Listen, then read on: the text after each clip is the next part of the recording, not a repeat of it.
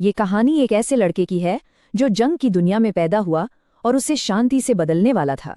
कहानी की शुरुआत किसी हीरो से नहीं बल्कि एक पिता के विरोध से होती है जो बस जंग रोकना चाहता था। पार्थिव्या में पैदा होता है सिंदबाद, एक ऐसा बच्चा जिसके बारे में भविष्यवाणी थी कि वो दुनिया बदल देगा। सिंदबाद का बचपन किस्मत और दर्द से भरा था। इसी ने उसे दुनिया बदलने के लिए तैयार किया। सालों बाद यूनान नाम का एक मुसाफिर सिंदबाद को एक जादुई डंजन जीतने के लिए कहता है। पर यह काम आसान नहीं था। 10,000 सैनिक पहले ही उस डंजन में मारे जा चुके थे।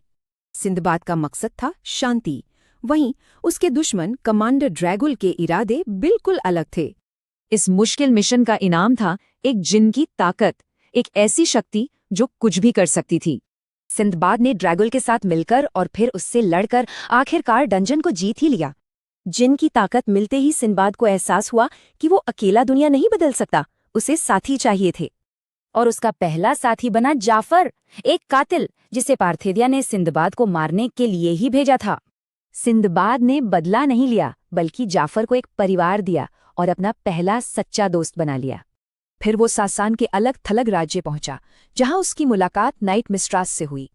मिस्ट्रास को आजाद कराने के लिए सिंदबाद ने उसके पिता को ही लड़ाई के लिए चुनौती दे दी। यहीं सिंदबाद को समझ आया, असली बदलाव जंग से नहीं बल्कि व्यापार और मेल जोल से आता है। पर यह भी आसान नहीं था। रेम साम्राज्य में व्यापार के लिए 1000 सोने के सिक्कों की फीस देनी थी। तो सिंदबाद ने अपनी कहानियों को ही पैसा बना लिया, अपनी शोहरत का इस्तेमाल किया। क्या कमाल की सोच थी। और वो एक सफल व्यापारी बन गया। व्यापार के जरिए उसने अलग थलग राज्यों को भी साथ लाना शुरू कर दिया। उसकी पहचान अब बदल चुकी थी। वो योद्धा से कहीं ज्यादा एक व्यापारी और डिप्लोमैट बन चुका था। अपने साथियों के साथ सिंदबाद का सपना भी बड़ा हो गया। अब वो पूरी दुनिया को एक करना चाहता था।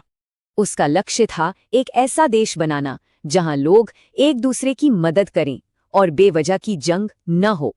एक ऐसे लड़की की कहानी जो जंग के बीच पैदा हुआ और जिसकी विरासत शांति बनी। पर क्या एक इंसान सच में दुनिया बदल सकता